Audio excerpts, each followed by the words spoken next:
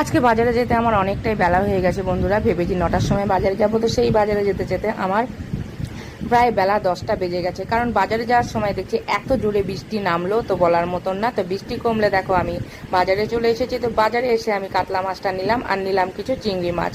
তো আজকে ভেবেছি কচু দিয়ে চিংড়ি মাছ দিয়ে খাবো। তো কচু চিংড়ি মাছটা দিয়ে খাওয়ার ইচ্ছে ছিল, যেহেতু কাতলা মাছটা নিয়েছি তাই কচু আর চিংড়ি মাছটা রেখে দেবো অন্যদিন খাওয়ার জন্য। আর দেখো কিছু মুদিখানার বাজার করলাম। আর সবজি বাজারের কাছে এসে দেখছি বন্ধুরা এত কাদা হয়েছে, তো এখান দিয়ে যাওয়ার উপায় নেই, প্রায় গঙ্গা হয়ে গেছে। এই কাদার মধ্যে দিয়ে সবাইকে বাজার করতে হচ্ছে, আমাকেও তাই বাজার করতে হলো।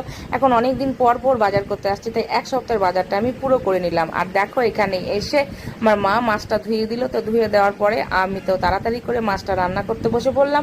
আর ভেবেছি আজকে পাতলা করে একটু কাতলা মাছের ঝোল খাবো, তো সেই মতন রান্না করে দেখো খেতে বসে পড়েছি। আমার